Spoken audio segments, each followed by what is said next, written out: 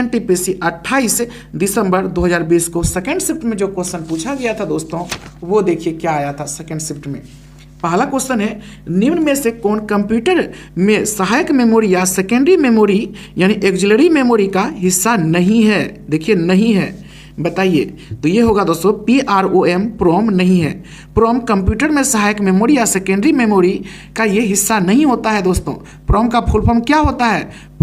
याद रखिए, programmable read only memory, programmable read only memory. और ये अस्थायी भंडारण की इलेक्ट्रॉनिक युक्ति है दोस्तों, इंपॉर्टेंट है, याद रखिएगा। PROM का फुल फॉर्म क्या होता है? Programmable read only memory. ये हिस्सा नहीं है, बाकी सब है दोस्तों। मैग्नेटिक टेप है, CD रोम है, फ्लॉपी डिस्क है, ये सभी है। भारत का पहला परमाणु ऊर्जा स्टेशन की स्थापना कब किया गया था? तो ये 1969 ईस्वी में। भारत का पहला परमाणु ऊर्जा स्टेशन की स्थापना 1969 ईस्वी में दोस्तों किया गया था। इंपॉर्टेंट है, याद रखिएगा। निम्न में से कौन अदिश राशि है? अदिश राशि है दोस्तों, अदिश राशि। द्रव्यमान एक अदिश राशि है, बाकी सब दोस्तों सदिश राशि है, याद रखिएगा। द्रव्यमान एक अदिश राशि है, बाकी सब सदिश है। संवेग, बल, वेग, विस्थापन, त्वरण, आवेग, ये सभी क्या है? सदिश राशि है। जबकि द्रव्यमान दोस्तों एक अदिश राशि है, याद रखिएगा। अदिश राशि देखिए क्या? दूरी हो गया, चाल, समय, क्षेत्रफल, कार्य, ऊर्जा, तापमान, विशिष्ट ऊष्मा, गुप्त ऊष्मा, विद्युत धारा, पृष्ठ तनाव, दाब आदि दोस्तों ये सभी क्या है? यह दोस्तों अदिश राशि है। और अदिश राशि में केवल परिमाण होता है, दिशा नहीं होता है। नेक्स्ट, किस नियम के अनुसार स्थिर तापमान पर गैस का आयतन दाब के व्युत्क्रमानुपाती होता है? तो ये हो जाएगा दोस्तों बॉयल के नियम अनुसार। बॉयल के नियम अनुसार दोस्तों, और पता ही है बॉयल का नियम अनुसार क्या होता है? भी अनुक्रमानुपाती क्या होती है? 1/p होती है दोस्तों। ये बॉयल का नियम होता है, आपको पता ही है। किस नियम के अनुसार स्थिर तापमान पर गैस का आयतन दाब के व्युत्क्रमानुपाती होता है? तो ये हो जाएगा बॉयल के नियम के अनुसार। नेक्स्ट, निम्नलिखित में से क्या परिसंचरण तंत्र का अंग नहीं है? क्या नहीं है दोस्तों? परिसंचरण तंत्र का अंग नहीं पूछा गया है, याद रखिएगा।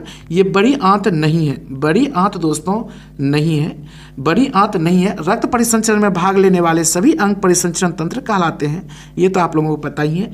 हृदय है, रक्त है, धमनियां है दोस्तों। कंप्यूटर की भौतिक स्मृति से संग्रहित परिणाम निकालने की प्रक्रिया को जाना जाता है, क्या नाम से जाना जाता है? तो याद रखिएगा, ये आउटपुट प्रोसेस। कंप्यूटर की भौतिक स्मृति से संग्रहित परिणाम निकालने की प्रक्रिया को जाना जाता है आउटपुट प्रोसेस के नाम से। टैक्सोनॉमी का जनक किसे कहा जाता है? टैक्सोनॉमी का जनक, तो ये कार्ल लिनियस को टैक्सोनॉमी का जनक कहा जाता है दोस्तों। सापेक्षता का सिद्धांत किससे संबंधित है? सापेक्षता का सिद्धांत, तो ये संबंधित है अल्बर्ट आइंस्टीन से। याद रखिएगा, सापेक्षता का सिद्धांत अल्बर्ट आइंस्टीन ने दिया था दोस्तों, सापेक्षता का सिद्धांत।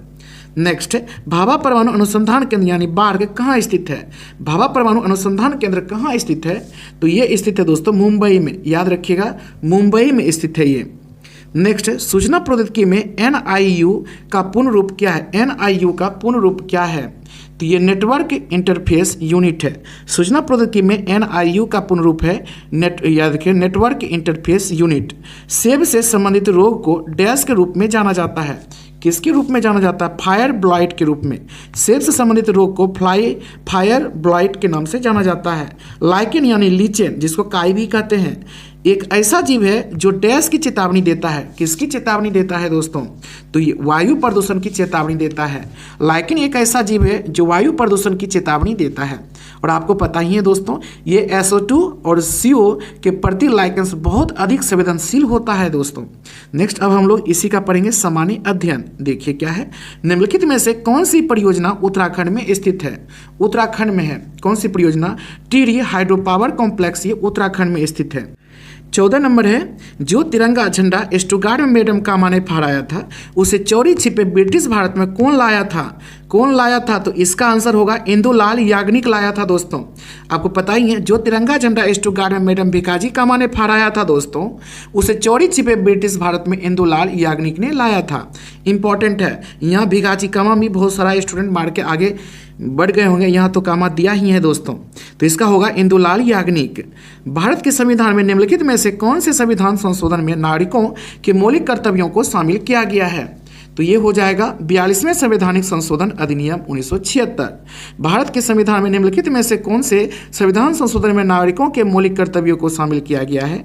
42वें संवैधानिक संशोधन अधिनियम। इनमें से कौन सा पुरस्कार केवल संगीत से संबंधित है? कौन सा पुरस्कार? तो ये ग्रैमी पुरस्कार केवल संगीत से ही संबंधित है दोस्तों।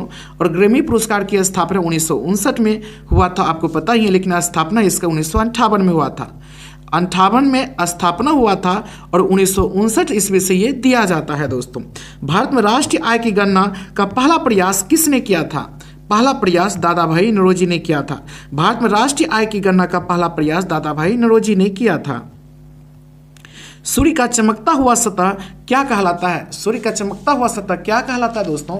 तो याद रखिएगा, फोटोस्फीयर कहलाता है। फोटोस्फीयर कहलाता है यानी प्रकाश स्तंभ। देखिए, सूर्य का चमकता हुआ सतह फोटोस्फीयर यानी सूर्य का बाह्य प्रभाव मंडल कहलाता है। इसका यही आंसर हो जाएगा दोस्तों। मोपला विद्रोह किन वर्षों के बीच हुआ था? मोपला विद्रोह, ये मोपला विद्रोह जो हुआ था दोस्तों इंपॉर्टेंट है, 1921 से 1922 के बीच हुआ था मोपला विद्रोह। और मोपला विद्रोह केरल के मलाबार क्षेत्र में हुआ था। याद रखिए, केरल के मलाबार क्षेत्र में हुआ था 1921 से 22 में। और इस विद्रोह का नेतृत्व किसने किया था? अली मुस्लियार ने किया था। ये भी इंपॉर्टेंट है। भारत सरकार ने इंद्रधनुष फ्रेमवर्क कार्यक्रम की शुरुआत किस लिए की थी? किस लिए की थी? तो सार्वजनिक क्षेत्र के बैंकों का पुनरुद्धार के लिए किया था दोस्तों। इंपॉर्टेंट है, भारत सरकार ने इंद्रधनुष फ्रेमवर्क कार्यक्रम की शुरुआत किस लिए की थी? सार्वजनिक क्षेत्र के बैंकों का पुनरुद्धार के लिए किया था। येन डैश की मुद्रा है? इजी क्वेश्चन है, बताइए। येन किसकी मुद्रा है दोस्तों? जापान की मुद्रा है येन। मालदीव की राजधानी माले तथा मुद्रा वहाँ का रुपया ही चलता है। कुछ बता देते हैं दोस्तों जो इंपॉर्टेंट है, बार बार पूछा जाता है। दक्षिण कोरिया की मुद्रा वान है दोस्तों, राजधानी सियोल है।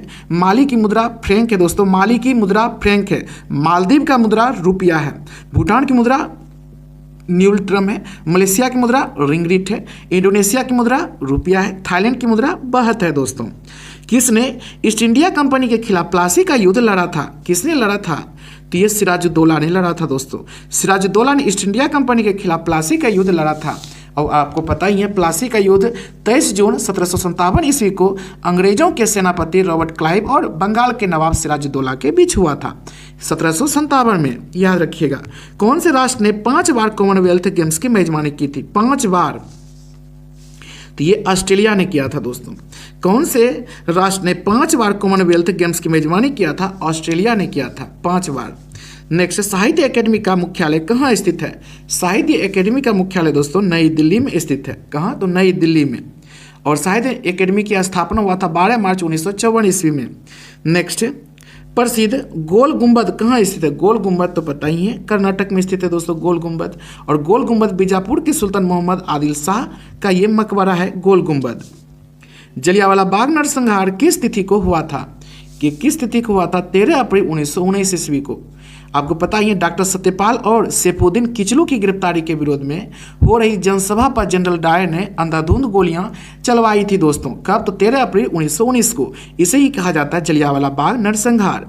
जलियांवाला बाग नरसंहार किस वायसराय के कार्यकाल के दौरान हुआ था? अब 1919 में कौन था दोस्तों? 1919 में बताइए। तो इसका राइट आंसर हो जाएगा, इंपॉर्टेंट है दोस्तों, तो ये हो जाएगा लॉर्ड चेम्सफोर्ड। 1919 में वही था। लॉर्ड चेम्सफोर्ड के समय 1919 ईस्वी में रॉलेट एक्ट पारित हुआ था। रॉलेट एक्ट भी पारित हुआ था और जलियांवाला बाग नरसंहार भी हुआ था दोस्तों। निम्न में से उर्वरक क्रांति से कौन सा रंग संबंधित है? उर्वरक क्रांति से तो ये हो जाएगा भूरा रंग संबंधित है। उर्वरक क्रांति से भूरा रंग संबंधित है। हरित क्रांति से खाद्यान्न उत्पादन से ये संबंधित हरित क्रांति आगे हम लोग पढ़ेंगे। नेक्स्ट, पृथ्वी ग्रह का वह क्षेत्र जहां जीवन मौजूद है उसे क्या कहा जाता है? उसे कहा जाता है जैव मंडल। पृथ्वी ग्रह का क्षेत्र जहां जीवन मौजूद है उसे जैव मंडल क्षेत्र कहा जाता है। ये तो इजी है दोस्तों। निम्नलिखित में से कौन से राज्य में विधान परिषद है? अब बताइए, इंपॉर्टेंट क्वेश्चन है दोस्तों। तो ये आंध्र प्रदेश में। इसे बहुत सारे स्टूडेंट इग्नोर करते हैं, जो कि बार बार ये क्वेश्चन पूछा जाता है दोस्तों। क्या निम्नलिखित में से किस राज्य में विधान परिषद है? आंध्र प्रदेश में दोस्तों विधान परिषद। आपको बता दूं, विधान परिषद वर्तमान में दोस्तों 6 राज्य में है। कितने राज्य में है? 6 राज्य में विधान परिषद है। याद रखिएगा, उत्तर प्रदेश, कर्नाटक, महाराष्ट्र, बिहार, आंध्र प्रदेश और तेलंगाना। उत्तर प्रदेश, कर्नाटक, महाराष्ट्र, बिहार, आंध्र प्रदेश और तेलंगाना। संयुक्त राष्ट्र सुरक्षा परिषद का मुख्यालय कहाँ स्थित है? कहाँ स्थित है? ये न्यूयॉर्क। नेक्स्ट है नेट नेशनल प्रोडक्ट यानी एनएनपी क्या है? एनएनपी क्या है? तो याद रखिए एनएनपी बराबर होता है जीएनपी माइनस डिप्रिसिएशन यानी मूल्य ह्रास होता है दोस्तों। एनएनपी बराबर होता है जीएनपी माइनस डिप्रिसिएशन यानी मूल्य ह्रास। नेक्स्ट, भारत की संविधान सभा का विचार पहली बार किसने दिया था? ये पहली बार किसने दिया था? तो ये दिया था एम.एन. रॉय ने दोस्तों। भारत की संविधान सभा का विचार पहली बार पूछा जाए तो एम.एन. रॉय ने दिया था। इंपॉर्टेंट है दोस्तों। नेक्स्ट है, इनमें से कौन प्रसिद्ध संतूर वादक है? संतूर वादक है तो शिव कुमार शर्मा दोस्तों, ये संतूर वादक है, शिव कुमार शर्मा।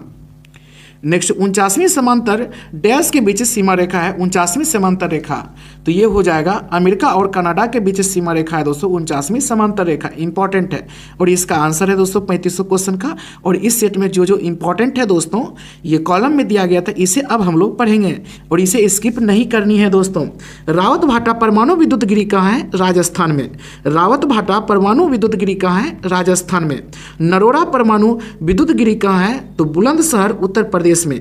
नरोरा परमाणु विद्युत गिरी कहाँ है? बुलंदशहर उत्तर प्रदेश में। केगा परमाणु विद्युत गिरी कहाँ है? कर्नाटक में। केगा परमाणु विद्युत गिरी कहाँ है? कर्नाटक में।